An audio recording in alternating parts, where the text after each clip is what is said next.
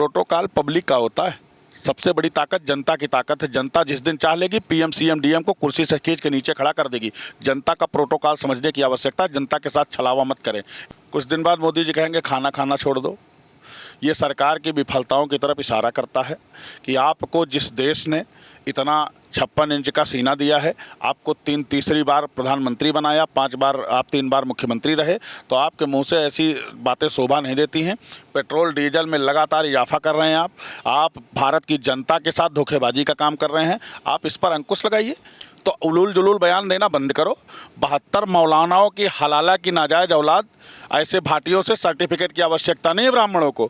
ब्राह्मण बड़ी पूजनीय जात है। तुम्हारे जैसे नीच आदमी ब्राह्मणों की महिमा नहीं समझ पाएंगे।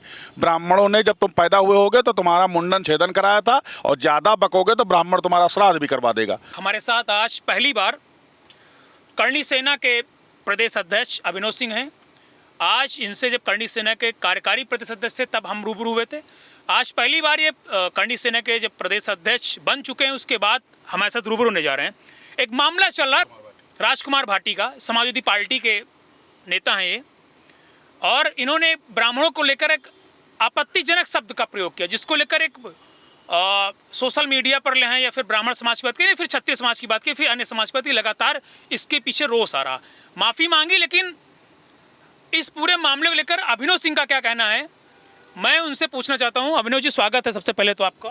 धन्यवाद। आपके चैनल के सभी दर्शकों को बहुत सारा प्यार साधुवाद। क्या कहना चाहेंगे भाटी के मामले को लेकर? देखिए, एक ट्रेंड चल गया है सोशल मीडिया पे। पहले अनलूल जुलूल बात करो, आप अंट संट बोलो, उसके बाद माफ़ी मांग लो। तो मैं कहना चाहता हूं भाटी जी से कि ब्राह्मण समाज के बारे में बोलने की आपकी हिम्मत कैसे हो गई। और सबसे पहले मैं समाजवादी पार्टी के राष्ट्रीय अध्यक्ष जी को कहना चाहूँगा कि ऐसे लोग आपकी पार्टी का बंटाधार कर रहे हैं।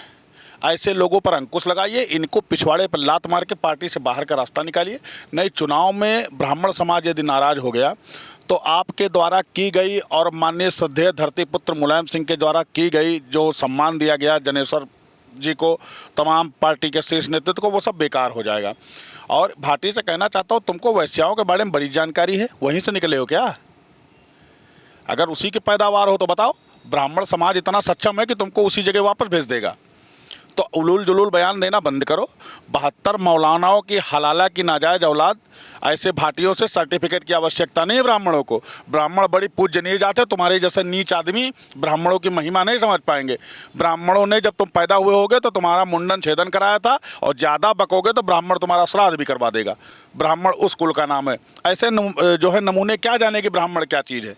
गलती से पैदा हो गए। ये क्या लगता है कि इन तरह के शब्दों का इस्तेमाल, इस तरह की बयानबाजी करने के पीछे का कारण क्या हो सकता है? ये चर्चा में रहना चाहते हैं। ये लोग ऐसे हैं जो अखिलेश यादव जी ने भी 4 दिन पहले महाराणा प्रताप की जयंती मनाई, आज ये फिर आ गए उलूल जुलूल बयान देने। ब्राह्मण समाज और क्षत्रिय समाज हमेशा एक दूसरे का पूरक रहा है। क्षत्रियों के रहते हुए ब्राह्मणों का कोई अपमान करे, इतनी किसी की मजाल नहीं है। अगर समाजवादी पार्टी के लोग इन पर लगाम लगा पाते हैं तो ठीक है, नहीं तो अभी करणी सेना जिंदा है। ऐसे लोगों की जवानें नोच के हम लोग हवा में लहरा देंगे। ये एक संविधान का सम्मान है कि ऐसे लोग, कभी कोई राणा सांगा के ऊपर बोल दे रहा है, कभी कोई भगवान परशुराम के ऊपर बोल रहा है। तमाशा बना के रख दिए आप लोग।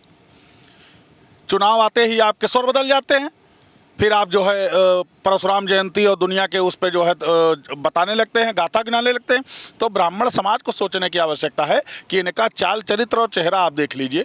ऐसे लोग समाजवादी पार्टी में प्रवक्ता हैं जो आए दिन ब्राह्मणों को, क्षत्रियों को लगातार टारगेट करते रहे। माफ़ी मांगी उन्होंने। माफ़ी मांगने से काम क्या चलेगा? पहले आप किसी को जहर पिला दीजिए, फिर उसके मरने के बाद माफ़ी मांग लीजिए। क्या मतलब होता है? भिगो के मारा गया जूता, इसको ब्राह्मण समाज याद रखे। आने वाले वक्त पे इनको न्याय दिया जाएगा। और मैं समझता हूँ कि तमाम जो है मौलानाओं की अंडाणु से निकले हुए शुक्राणु पर इतना विचार विमर्श करने की आवश्यकता नहीं है। ये जहाँ मिले ब्राह्मण समाज इनको जूता लाद दे करके संविधान को अजर अमर करे। एक सवाल था, अभी मायावती जी ने इस पर स्टेटमेंट दिया कि ब्राह्मणों के सम्मान से अगर समझौता होगा तो उन्हें बर्दाश्त नहीं होगा।